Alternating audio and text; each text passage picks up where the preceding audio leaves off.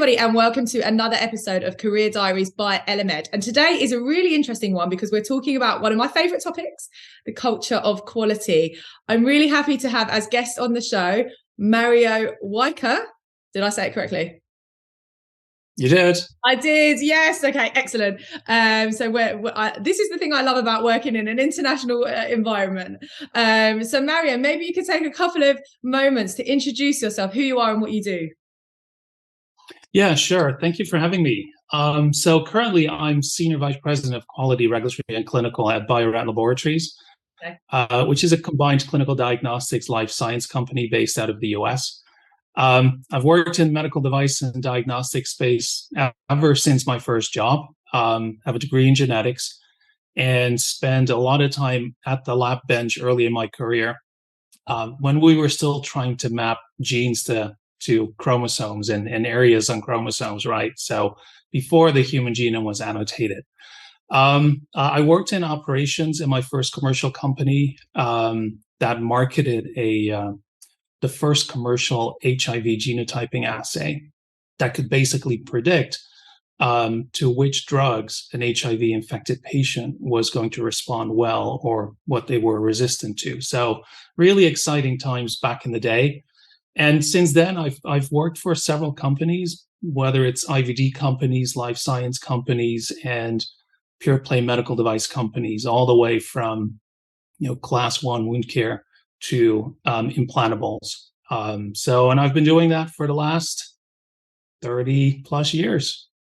So it seems like you've had the chance to kind of see the industry almost evolve across devices, diagnostics.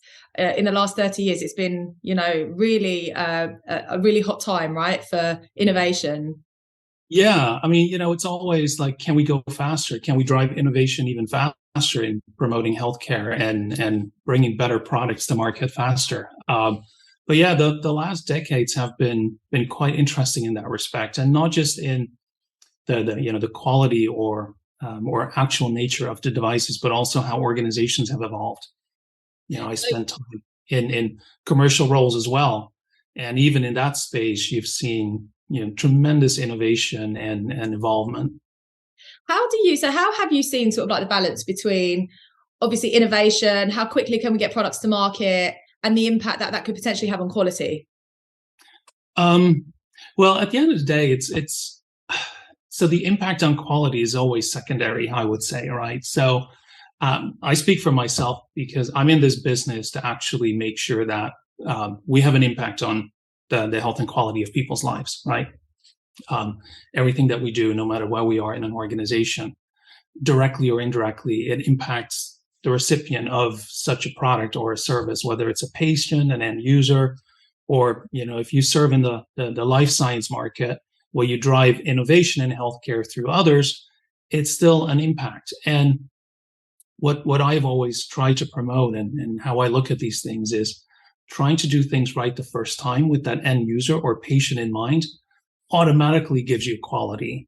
And not that I hope that this is going to be used against me, but I've said this several times in the companies that I worked in. I don't really care about compliance because that's a byproduct in the end, right? Okay.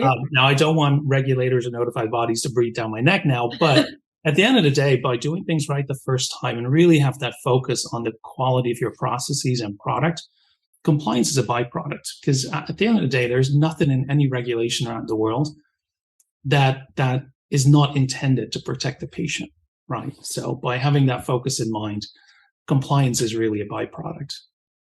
How would you define the role of quality and regulatory in an organization?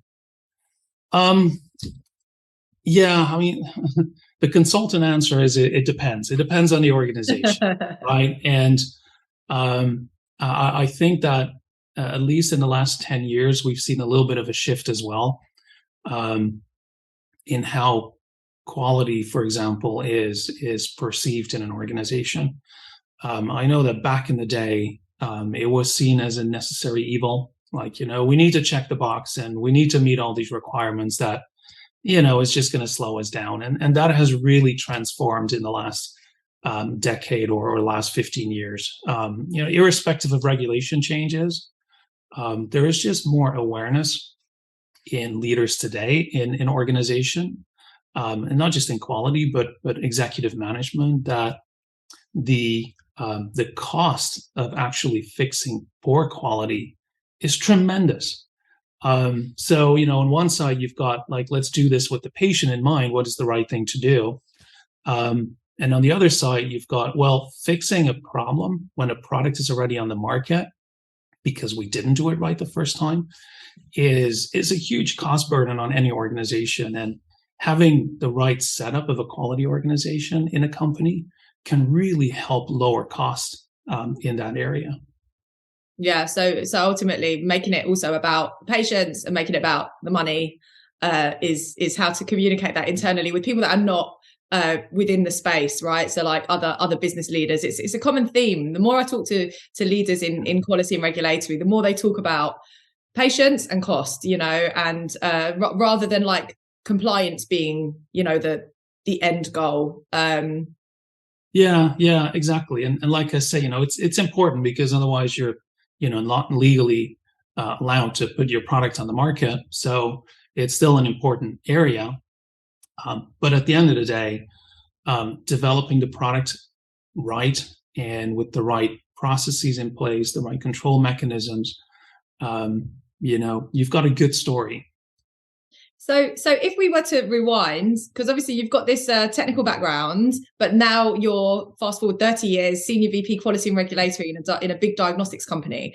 What was the moment that you were like, I actually am interested in quality and I want to have a career in quality? Yeah. People usually refer to that as moving to the dark side back then. Yeah. No, so I've had commercial roles in the past, after I left the bench, and I've been in operations, like I said, and obviously selling product and bringing the right product to the right customers is really good in terms of the outcomes, but also, it brings in the revenue. But then when I started to work in a more operational role, and quality was in my remit as well, and you actually start to look at, okay, how do I meet certain requirements in our quality system?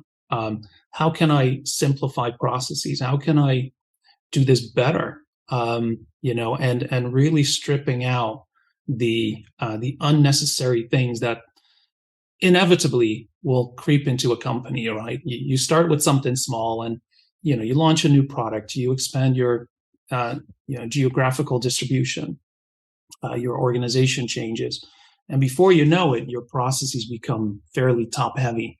And really looking at that and stripping that down to what you really need is helping you save the bottom line. And that really for me was the moment. Hey, you know what? We can not only save cost, but also deliver better products, bringing them to market faster, and doing it in a way that makes people in an organization feel good as well when you're in healthcare, right? Because at the end of the day, if you delay your product launch or your product has to undergo a recall and you're not providing that service to a patient, people die, when you're in this space. So that for me was the driver. And so how do you manage sort of like the internal politics communication of being seen as the bad guy? Oh, no, and I don't really think of it that way. And I never have. For me, it's the reason I got into healthcare and in this industry was actually started really early on. I lost a very valued family member that I loved to cancer when I was young. And it seems, I don't remember this myself, but it seems that I made a promise that I was going to be in healthcare and help fight cancer. So for me, it's not so much about politics or, being seen as an organization that slows down innovation or anything. For me, it's just about, hey, I want that product in the hands of doctors and nurses and in the market so it can actually do what we say it's going to do. And it's going to do that over and over again. And that's hard to argue with, for anyone in an organization. So that common goal is really the supporting force in making sure that we all want to do the same thing and the right thing. And that's the thing that sort of like creates cohesion and teamwork, right? Because ultimately, if you look at a company, that is ultimately the end goal, right? Like people they want these products to be with patients, making the world a better place. And it doesn't matter what department you're working in. If you have that focus, you're sort of naturally bringing all the different areas of the business together for that same sort of end goal. The question I have for you, Mario, is obviously like you're sort of like leading your organization, right? So you're sort of at the top, and then you've got obviously a large organization of professionals, within quality and regulatory. How do you ensure that your vision for what quality and regulatory is also lived and breathed, at all levels of your organization? Yeah, that's got nothing to do with me. That's got nothing to do with my organization. That's the typical leadership drivers, right? It's about communication. And my job really is, and my only job is to work with my team to set our vision, set our objectives. But I spend most of my time talking with people in my organization and removing problems, obstacles that they see that inhibit the job that they have to do. And that's how I support my organization. And then at the end of the day, it's a tough market right now. So everybody's fighting for budget. My job is to make sure that we're going to be able not only to do what we need to do, but also make sure that my leadership team and my boss understand that this is a good place to continue to invest money in. And particularly when you look at something like cost of quality and cost support quality, which is very much overlooked in a lot of organizations. The opportunity that we have there as companies to identify problems faster or to prevent them from happening again or in the first place is tremendous. And, that's double-digit millions savings in companies of the size of Bio-Rad, for example. And again, that's a very strong selling point in making sure that my organization continues to do what they do. So let's say you have somebody right now listening to this podcast who wants to talk more about cost of quality, this concept that you just spoke about. What practical actions can they take in order to start evaluating that better and start talking about it more within their company?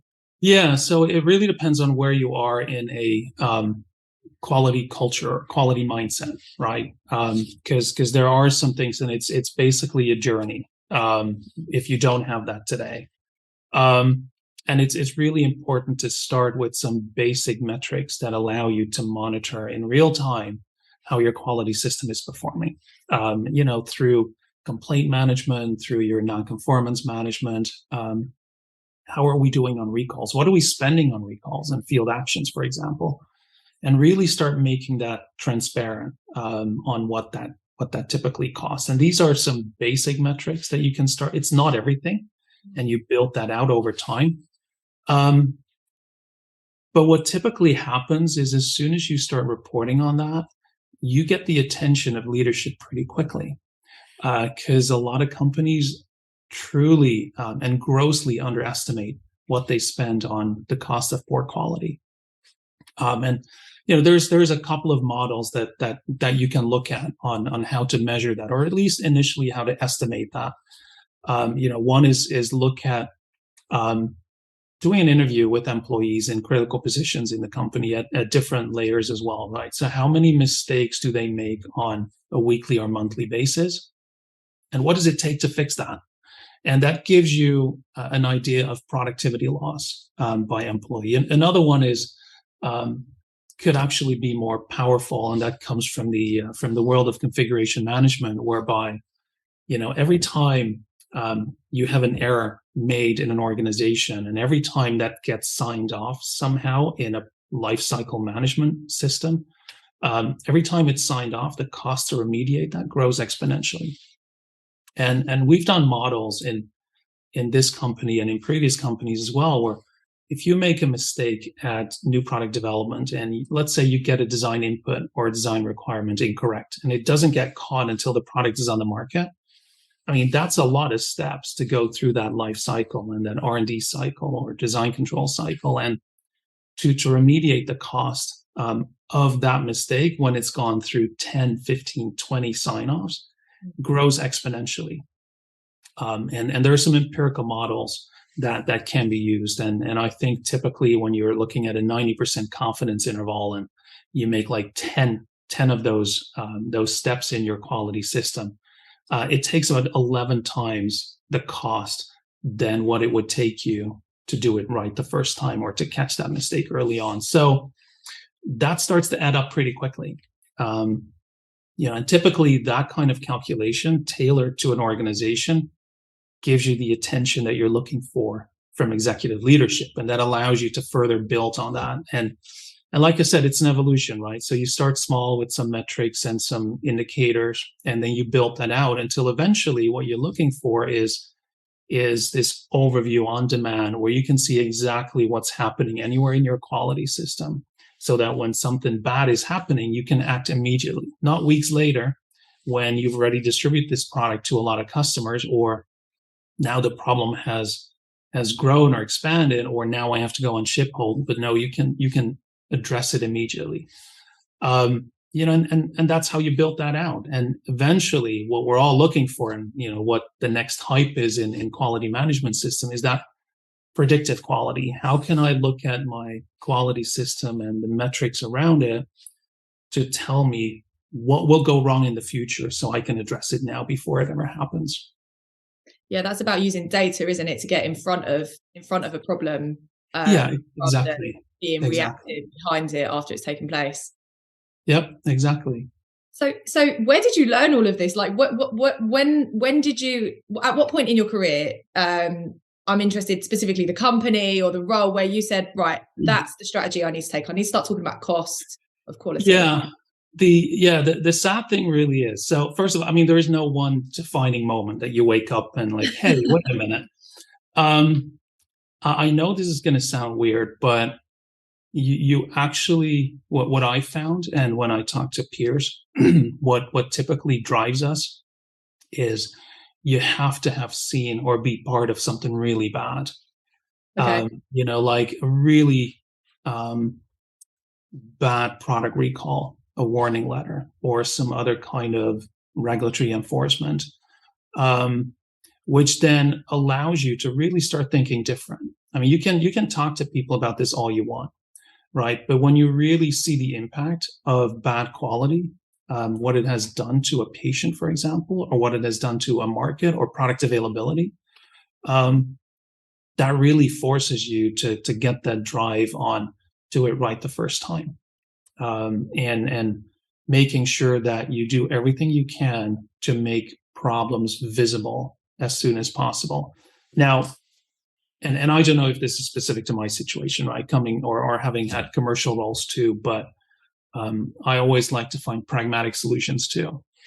Not looking for perfection, but looking for that right window of opportunity where everything aligns, right? So you've got good quality. The product meets its intended use. Your customers are happy, and the product works and continues to work. And not looking for perfection is just as important as in preventing bad quality from entering the market. So it's really trying to find that sweet spot. And for me, like I said, that came from working in a company that was under a warning letter. Where you're really forced to look at, okay, how have we developed this product? What have we done wrong, and how can we fix that? Yeah, so it's in those real tight, tricky situations where you learn the most, isn't it? Yeah, exactly. And it's like with everything, right? You jump in the pool and you just go for it. You got to do it.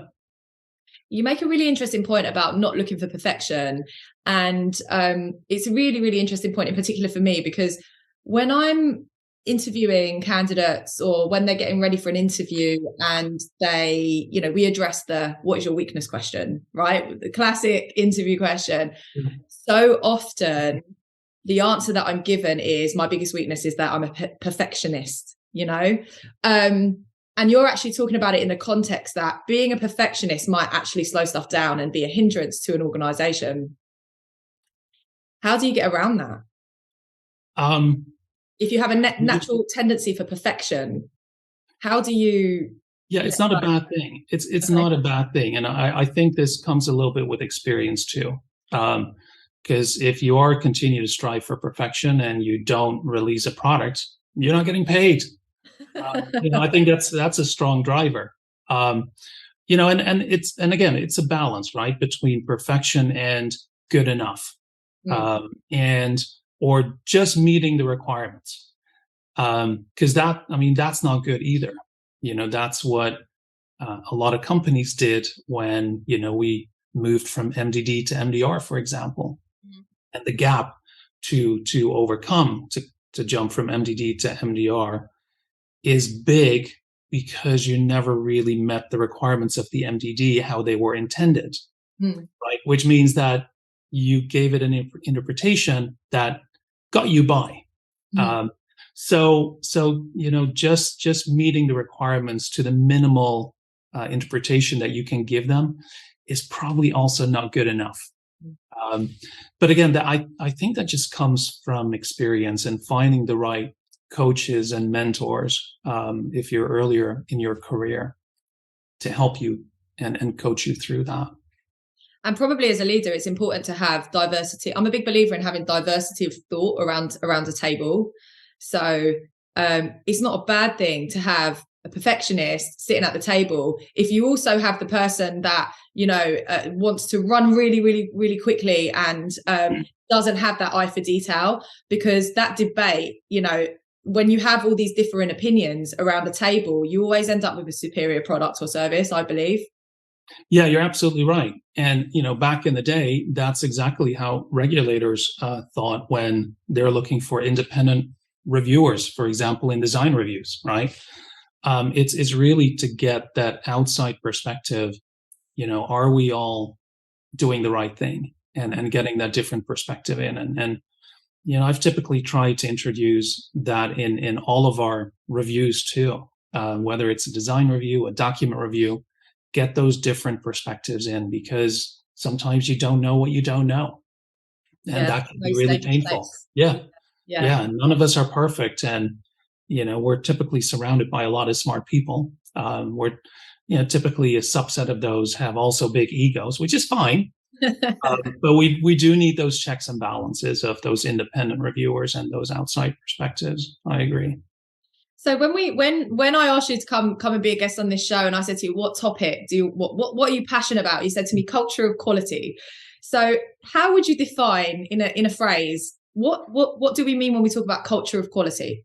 Yeah. So yeah, that's really difficult to define, right? But to me, it's really something that's tailored to every organization, depending on the risk profile of their products, what they're trying to do in the market. But it's really making sure that all of your employees are always aiming to do the right thing and to try and do it right the first time. And if the organization is thinking critically about how we can do things better and executes to that, you are starting to see a healthy culture of quality.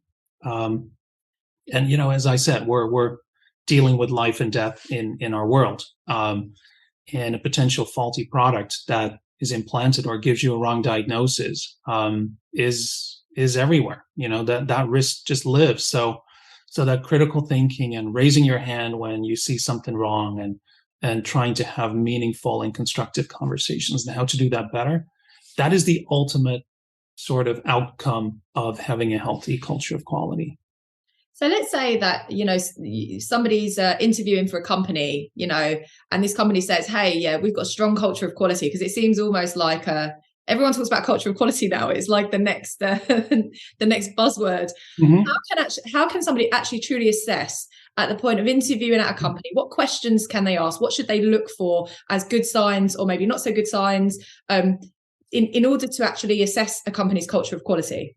Yeah, for me, it would be around just asking the right questions and not, necessarily directly looking for, but first have the interviewers basically articulate why they think they have a good culture of quality. And then you can validate that, because there are so many aspects to this. It can live in very small things. It can be really big. So you may not even know what to ask for that organization. So let the company talk about it first, and then you take that data and you analyze it, and look for those indicators. One thing that I've always looked for is, for example, CAPAs, corrective and preventive actions, right? Are they trending up or are they trending down? And then try and probe a little further on that. You're not asking for the company's dirty laundry at that point, right? So, which you're not going to get anyway. But having a meaningful conversation about that is good. And even any answer that you can get still doesn't tell you if you have a good culture of quality, because if you're just starting that journey, the number of CAPAs that you're opening might be quite high, actually. So you might be opening more than you're closing, which, to the untrained eye means, oh my God, this company has problems. When in fact, yeah, it might have problems, but it developed a program to address that. So that's an example of how you have a meaningful conversation that tells you where are they in this culture of quality. Another one is, for example, how do you encourage your employees to raise their hand, and how does that program work? And you're not looking for the answer of, well, we've got a compliance hotline. That's not really what it is, but it's like having that culture or that infrastructure or those behaviors where employees feel safe to raise their hand and say, hey guys, this is not right, or we need to fix this. Those are really the things that you're looking for. What about if somebody's going into a company where they don't have a good culture of quality, let's say, and what they're trying to do is change it? So this would probably be a senior leadership role, and you ask the question around culture of quality, and the response is, no, this is something we actually want to change because we don't have that great culture of quality. That's why we're hiring you to come in and fix it. What should that person be looking for? Probably two things: some budget, because you do need to get certain programs in place, but it's really the leadership buy-in first, right? So is leadership all thinking that this is something worthy of the cause? And then if you have a chance, see if there are some ambassadors in the organization that you can rely on, people that may not always have like high leadership roles, but are influential in getting the message across. Because without that, is just the quality person shouting from that box in the corner of the room, right? And it's not really going to do anything. So you really rely on an infrastructure that allows open communication and supporting that cause. So in terms of organizational structure, I'm really interested in your thoughts on where you think quality should report to, because I often have conversations with people that feel that when quality reports into a function like operations, there's a conflict of interest and quality really can't be truly achieved, or the quality agenda, can't be achieved. What are your thoughts on that? So I've reported in a quality role. I've reported in commercial, in operations, and into CEOs and CMOs, right? And now I have to say it can work. If you have a really strong culture of quality, there is nothing wrong with reporting into operations or even into a commercial role. Now you have a bit of a story to tell to regulators, obviously, to show that there is no conflict of interest, but your data should show that. But that is typically a very small portion or number of companies that really have that nailed, right? Because there's always stuff to do. There's always things to improve, and still cost is an issue.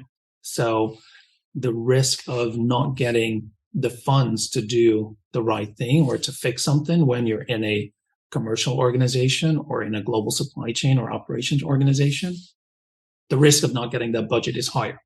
So that means there's a conflict of interest. So, so my view has always been, the best scenario for now and for, any headwinds that you might run into is try and keep it separate. Whether you have a compliance officer role, a chief medical officer role, this is where quality and regulatory lives, in that realm. There is a common goal: get product out the door. But also, by not doing this right, the exposure that you have as a company is substantial. So you want to make sure that you've got that separate. You mentioned something really interesting earlier, where you spoke about identifying ambassadors, and those ambassadors being people that aren't necessarily, I think you said leaders, but are still very influential. So let's flip that on its head. So let's say, we've got somebody listening right now who isn't in a leadership role right now, but is really passionate about this topic. How can they go about becoming an ambassador for quality, if you like, or getting recognized within an organization? Yeah, talk to your quality leaders, and find out what you can do. Because at that point you have a voice, people listen to you, you're influential.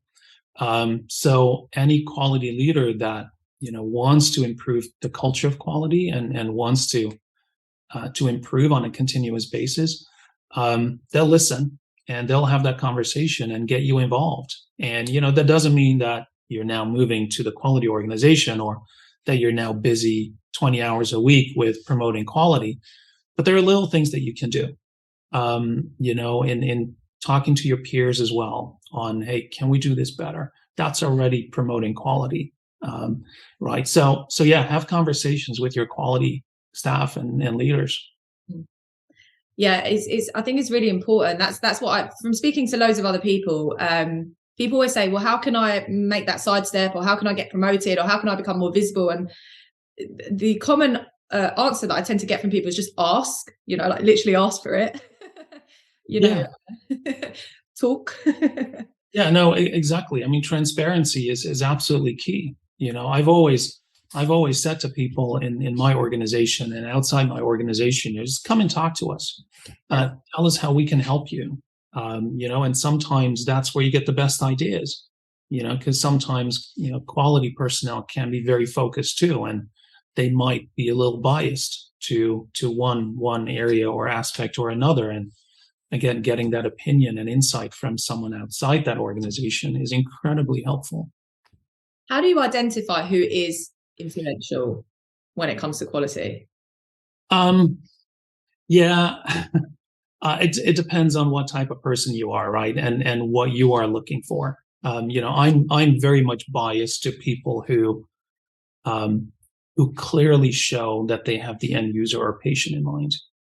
Then for me, you're like a prime target to get involved. Because at the end of the day, that's the message that drives everything home. And I've had conversations with individuals in organization who, had a very specific task at a line in manufacturing. So maybe you can consider they're not very influential in the organization as such, but their job is so critical on that end user, right? If they don't do their job properly, it might lead to a bad product in the market. And I've seen that in my past as well when I was working for an implantables company where one step in a very long manufacturing process was not executed correctly. And when we found out, we actually had to make a decision. Do we recommend surgeons to take the product out of a patient again? Or is the risk of that greater than leaving it in and monitoring it? And those are not conversations you want to have. So making sure that everybody understands what their impact is on that end user or that patient and the risks associated with that is absolutely key. And when people raise their hand and say, hey, I want to be a part of this, that they see that. And for me, that's the main important, or that's the important driver. Mm-hmm. So you mentioned earlier on as well the importance of coaching and mentoring throughout your career. How has that helped you progress? Yeah, I've had a few really good and some very bad mentors in the past. Okay. And and even though I've grown in my career, I still have a couple of mentors outside my current company that once in a while you have conversations with. How would they do things? How do they see things? Um, and it has really helped me trying to find my own space and my own way in that respect. And again, it takes good advice and bad advice too. Like I said, there is no greater teacher than being in the hot seat, and having to either defend what the company has done to FDA or another regulator, or having to make really difficult decisions about field actions. Having conversations with folks who've been through this and how they've addressed this, what mistakes they've made. So you can learn from that, and at least have that information available when you face that situation. You might still make the same mistake, but at least having that information available and making sure that it's additional context and perspective that you have. Yeah, and I keep thinking about this quote, everyone's got a plan until they get punched in the face. Do you know this one? It's a famous boxer, but I've forgotten who said it. Mike Tyson. Yeah. Yes. And it's when you're under pressure. Yeah, it's absolutely true. I mean, you can read as many books as you want. But when you're facing with the fact that because your organization or you or someone in your organization didn't make a decision and people have died as a result of that, that is not a great situation. And that's when you really feel that punch in the throat. Mm-hmm. So you mentioned that you've had some bad mentors and some good mentors. I'm not going to give you the names, by the way. No, I'm not going to ask for the names. But actually, because we, Elemed has a mentoring program, it's something that we believe is really, really important to help further the profession. I'm just curious, what would be your advice to someone who does have a mentor? How can you go about getting the most out of your mentoring relationship with your mentor? Yeah, it's always about regular communication, right? Having a mentor and speaking with them twice a year is probably not going to do it. So one is regular communication, and two is having a tangible or real issue that you're dealing with, so that you can work through together and get that perspective and context. Because otherwise, it's all just theory. Yeah. But bring a real problem, or a real difficult situation, and talk that through. Yeah, examples of problems. Yeah. And typically, if you find a good mentor, they've been through that at some point, and they can give you their perspective. It might not be completely translatable, but that's okay. It's another data point that's going to help you address it. So that's been a really interesting conversation, Mario. I've got one last question for you, which is the big one. What is the legacy that you want to leave on the world? Oh, okay. Well, I'm a pretty humble guy, so I don't worry that much about legacy. But if there is one thing that I want to bring to that is being in a position to relentlessly pursue better quality in our products and in our processes. Pushing the organization to be better every day, and really have the patient in mind in everything that we do. That's what I do every day. That's going to lead to extreme innovation, really solving problems that seem impossible to solve. Just making sure that we continue to create new ideas and innovation to get healthcare propelled forward. So I guess maybe I'm a little bothered about my legacy after all, but that's really it. Thank you so much. So your passion for the patient has come through really, really strongly in this episode, and it's really refreshing to hear your perspective. So that's it. That's it until the next one. Thank you for joining me, Mario, and have a great day. Thank you for having me. See you later.